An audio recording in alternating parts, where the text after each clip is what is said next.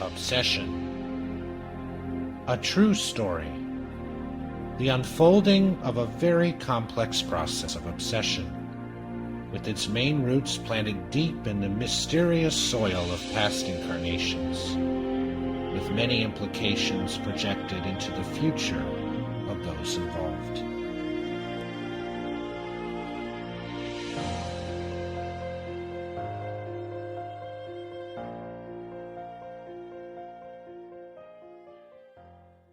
Well, hello everyone. Welcome back to another episode of Obsession.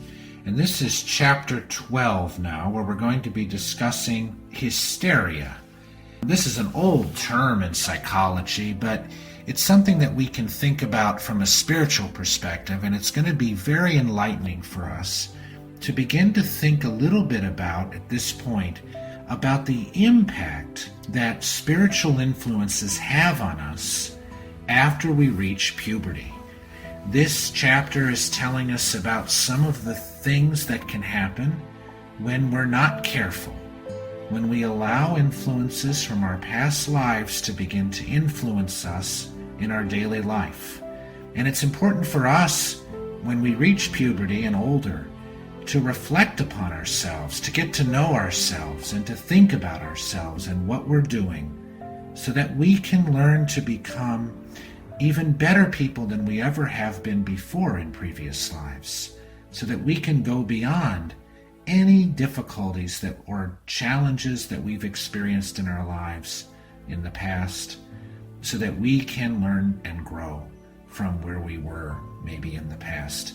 Maybe we weren't such good people before, and this is our new opportunity for us to learn and grow. So let's think right now about ourselves as people in progress, as spirits in progress, as spirits who are learning to become ever better, ever more loving, ever more caring, ever more connected to the greatness of Jesus and his loving actions. And let's say a brief prayer before we begin our reading. Dear God, thank you so much for the blessings of this incarnation, for the blessings of being able to get beyond our past, to renew ourselves, the blessings of an incarnation to change and transform ourselves from who we were in the past, and to make ourselves anew. The blessings of adulthood and being a teenager, the blessings of puberty, the blessings of new directions and new opportunities. Let's see every opportunity we have, and every difficulty and challenge, and every actually success and opportunities that we have as blessings that will let us to learn to become more loving and caring, and more compassionate, and more forgiving. Let's learn to become ever more so caring and loving. And so be it. And let's begin our reading of chapter 12. Chapter 12, Hysteria. In the Spirit's Book, Part 2, Chapter 7, number 357, the question is asked, what are, for the Spirit, the consequences of abortion? The answer, it is an existence that is null and must be commenced over again. Becerra's explanations were given as we stood by each of those living cases we had before our eyes. Once again, we could see that man is his own judge, and he reaps what he sows. Thus, the concept of justice is much wider than we usually think, and the law of love is confirmed as one of the loftiest manifestations of God's wisdom. All considered, reincarnation seemed to us a kind of reforming school where spirits strive for perfection. Through hard labor, they regain the peace of mind wasted in adventures of foolishness and wickedness. Thus, each man is the sum of his own attainments. The complex syndrome of mental diseases only reveals the individual's inner conflicts, because the determinism of our ultimate redemption forces our psychophysiological system to exteriorize the abuses and crimes committed in the past.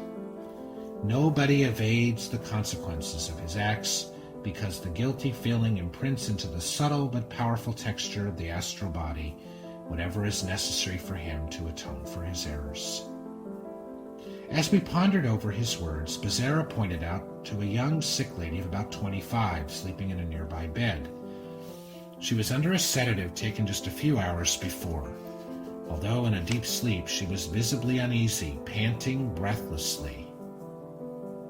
"Is she having a nightmare?" I inquired. Becerra answered, "Yes." "Is it due to some undesirable spiritual encounter in which she feels persecuted?" I asked again. "It could be," Becerra continued, "but in this case the girl is alone, and both her physical and astral forms are asleep. The heavy doses of tranquilizers she's been given continuously has also affected her confused soul through a process of paraspiritual assimilation. The material accumulated in the unconscious is released through a physiological automatism and creates unpleasant dreams which are nothing but recollections from the past, recorded in the maze of her astral memory." Becerra made a short pause, then proceeded, "This is Angelica, whose nervous system began to collapse when she was about 14 and has been deteriorating gradually ever since. At first they were mild crises, but lately they've become more frequent and serious. She presents a psychoneurosis of an hysterical nature, characterized by psychasthenia, aggravated by disturbances of the autonomic nervous system. At first the syndrome was rather complex, revealing alternating states of hyperesthesia and hypesthesia that exhausted her considerably, both physically and emotionally. Because she has been conditioning herself to the different impression of her unbalanced personality, she is gradually moving step by step towards total insanity.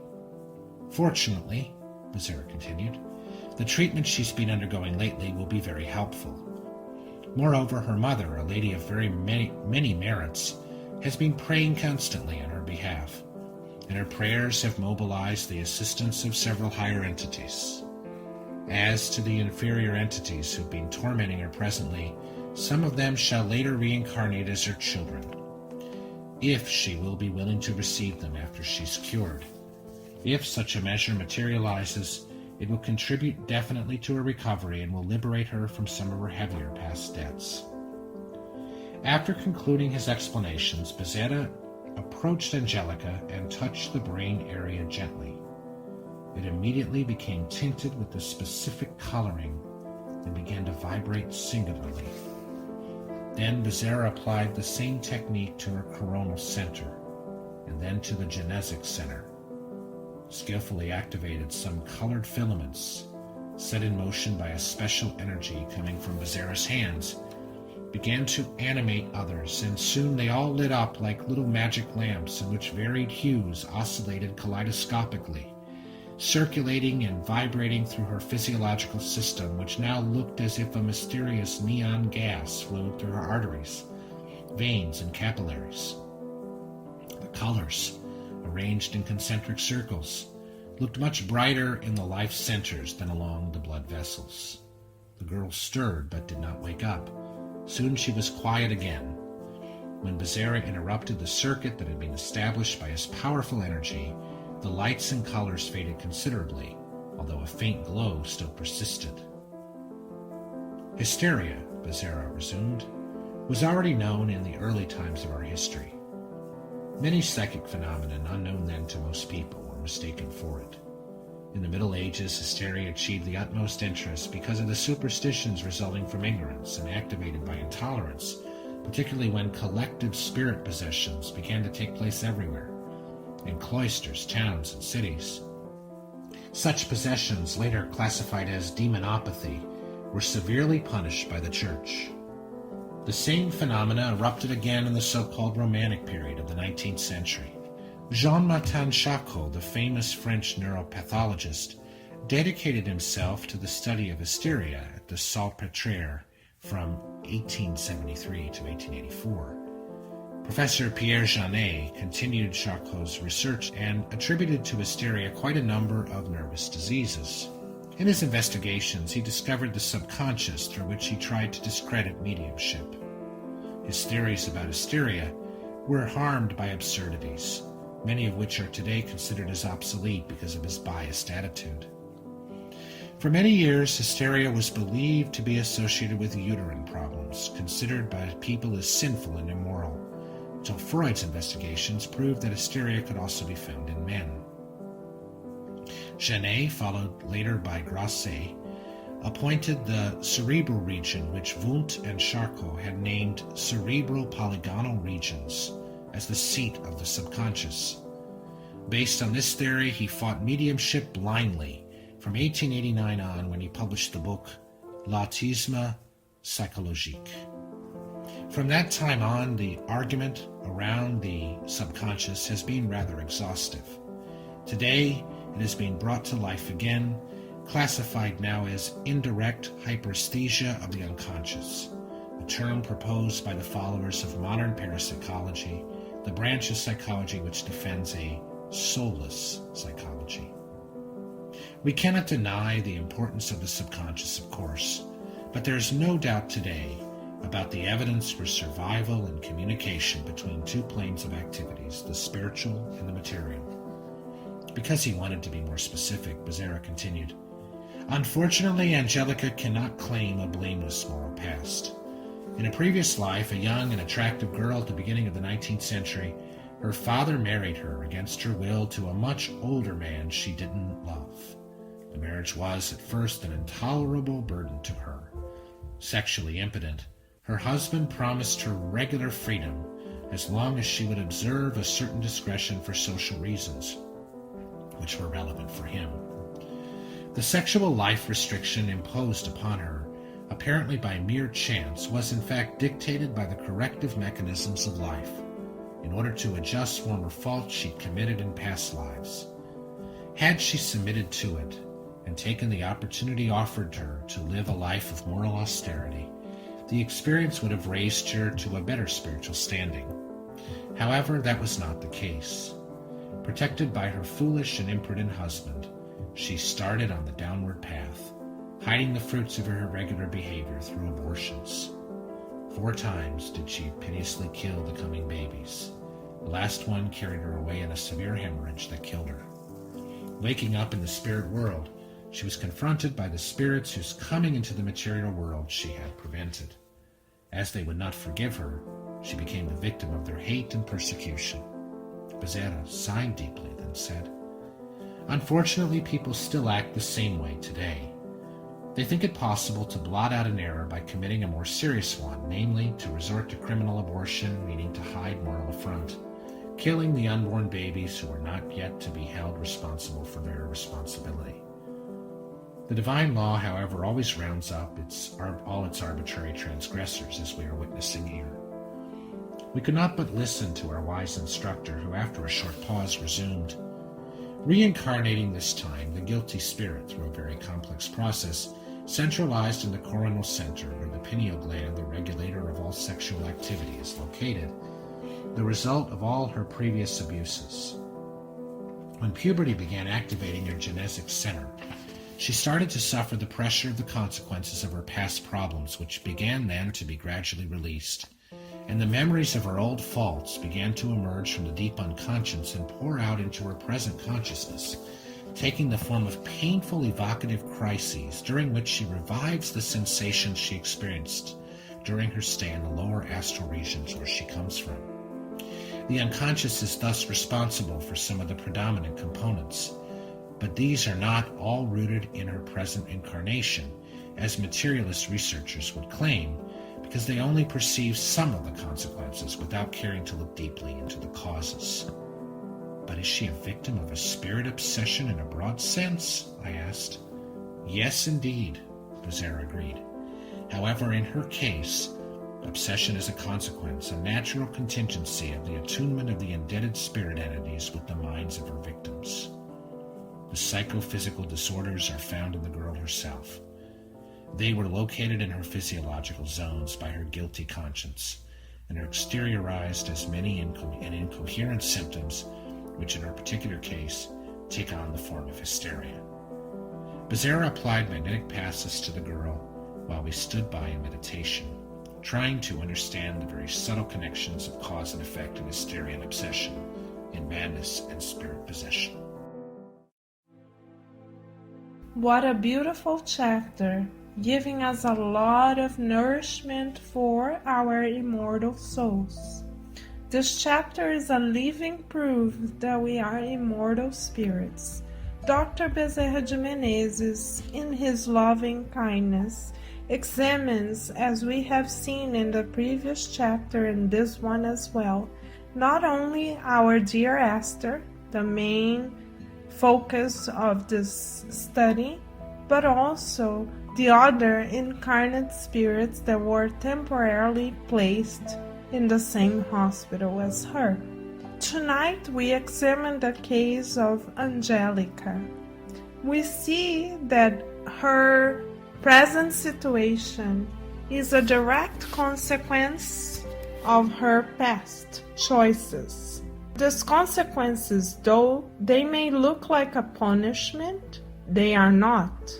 They are in fact, as Dr. Bezerra de Menezes lovingly explains, an example of God's loving wisdom. Why, you may ask? Why is apparent physical suffering a sign of God's loving wisdom?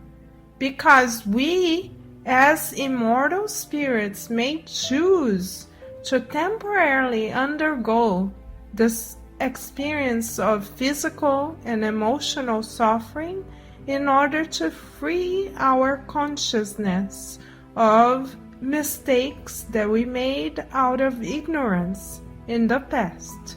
This is exactly the case of our Angelica.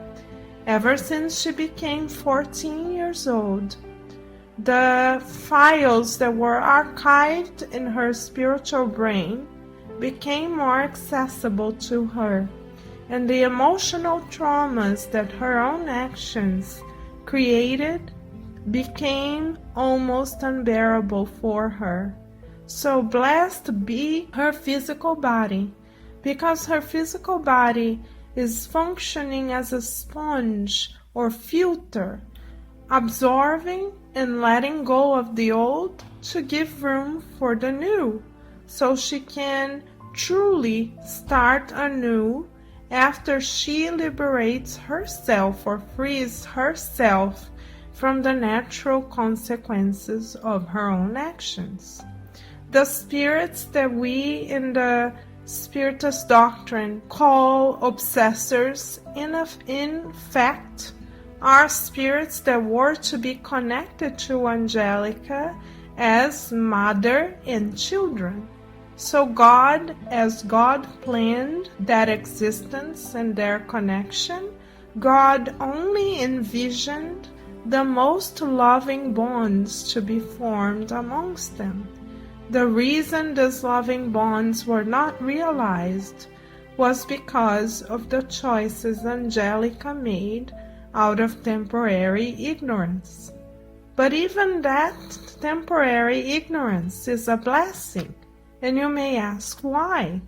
Because it provided her, it afforded her the opportunity that she's having in the present. And because she's experiencing temporary pain, she may give a quantum leap in her progress, spiritual progress. Because those of us who do not experience pain at some point or another may feel more accommodated into old patterns of ours. So pain at times is a true blessing from above. So rather than seeing physical and emotional pain as a punishment, Dr. Bezerra de Menezes invites us to see it as an invitation from God, who trusts us to be mature enough to take a quantum leap towards our own spiritual freedom. What a blessing, dear friends. What a true blessing. And as we can see in the chapter, no one is left on their own or to their own devices. Though Dr. Bezerra and his team had no apparent connection to Angelica, they were the first to make themselves available to treat her, support her, and console her physically, emotionally, and spiritually. So we may now rest assured, dear friends, that no matter our circumstances, we are always embraced by the love of our Creator, and we are never, under any circumstances, deemed to be forever in pain. We can, as Dr. Bezerra shows us again and again, be given opportunities to re-signify our experiences. We can do what it's called in neuroscience emotional editing. This is a technique and term that Dr. Vanessa Anceloni applies with her own clients, and this technique is in alignment with the Spiritist doctrine, which teaches us that our thought is our life. Emmanuel proposes to us that we seek the good, feel the good, visualize the good, and mold the good with all of our resources. So in the spiritual realm, and with the help of the Spiritist philosophy, we can learn to edit our experiences, to go back to traumas of the past or present, and try to revisit them and archive them differently. Since the software of our life experiences may be open, we may choose to close them and archive them differently, more positively, by reliving the experience with a different ending in our minds and hearts. This is not what Angelica chooses to do, because her physical body is already debilitated. But Dr. Bezerra ends the chapter with a note of incredible hope by telling us that she will probably discarnate shortly, be freed and released from this spiritual and emotional trauma in order to start anew in a brand new reincarnation, or recover completely in order to receive her former children once again in her loving arms. So as we can see again and again in this beautiful book entitled Obsession, God grants us the most loving opportunities time and again, because God's only goal is for us to be in tune with His love, not only here on earth, but throughout the universe. So let us thank God deeply for her loving heart, and let us pray that we continue to unite ourselves to this loving heart under all circumstances. Let us visualize this loving heart expanding itself towards everyone in our spiritual network, including those who we unconsciously, out of ignorance, may have hurt in the past. Let us wish for them all the best, all the love, all the kindness and compassion that they deserve. Let us recognize that our ties of potential pain can be transformed in ties of love, and that as long as we attune with this loving heart that is universal in nature, love shall prevail in our lives, here and in the spiritual realm. So may each and every one of us be enveloped in the most loving vibrations of kindness, compassion, and unity. And until we meet again, we send all of you many blessings of infinite gratitude.